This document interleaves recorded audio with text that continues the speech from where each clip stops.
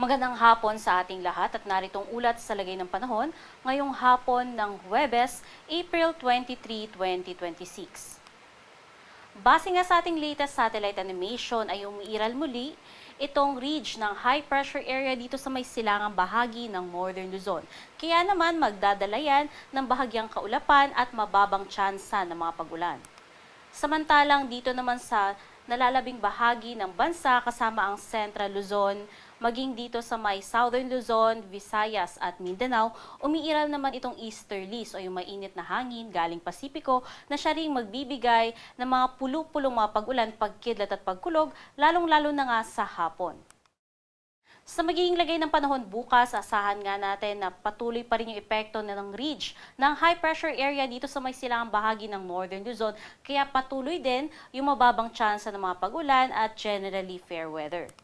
Samantalang dito naman sa may bahagi ng Metro Manila, maging dito sa may Central Luzon, Calabarzon, Mimaropa, buong Bicol region ay makararanas pa rin ng epekto ng easterlies na siya magdadala ng mainit at maalinsangang panahon at mga tsansa ng mga pulupulong mga pagulan, pagkidlat at pagkulog.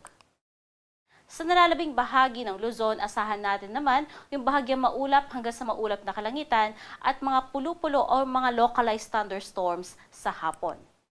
Agwat ng temperatura dito sa Tuguegarao umaabot ng 26 to 36 degrees Celsius, Baguio 17 to 24 degrees Celsius at dito naman sa Metro Manila 24 to 36 degrees Celsius.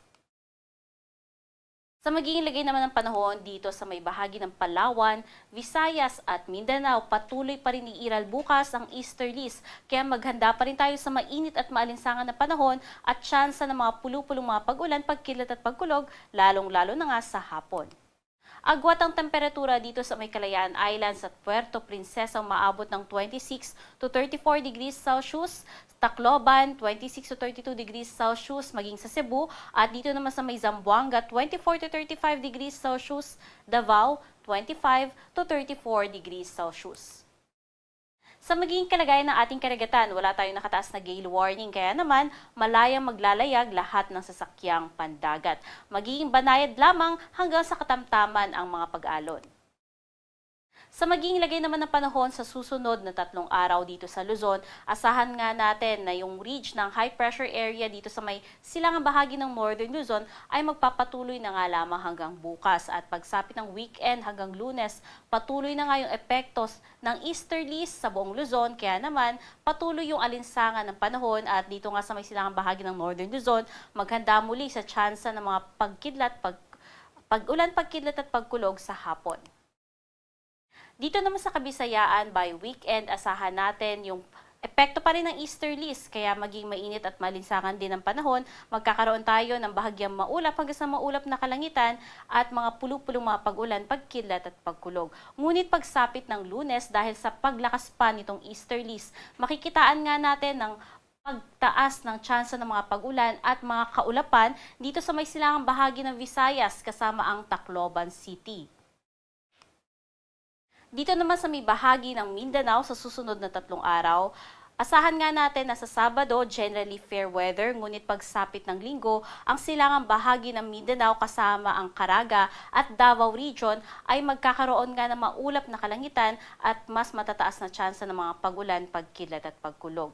Pagsapit naman ng Lunes, yung mga kaulapan na yan ay mas hihilaga pa ng Mindanao, kaya naman some parts ng Northern Mindanao as well as Caraga makaranas muli ng mga tsansa ng mga pag-ulan, pagkilat at pagkulog at kaulapan sa magdamag. Samantala, sa nalalabing bahagi ng Mindanao, iiral naman yung bahagyang maulap hanggang sa maulap na kalangitan at mga pulupulo ulit na mga pagulan, pagkilat at pagkulog.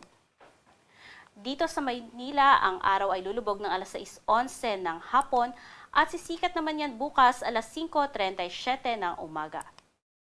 Manatiling maalam sa lagay ng panahon at bisitahin ang ating mga social media pages sa X, Facebook at YouTube at isearch lamang ang DOST Pag-asa. At para sa mga karagdagang impormasyon ay bisitahin ang ating website pagasa.dost.gov.ph at panahon.gov.ph. At yan ang latest mula dito sa Pag-asa Weather Forecasting Center. Charmaine Varilla, nag-uulat.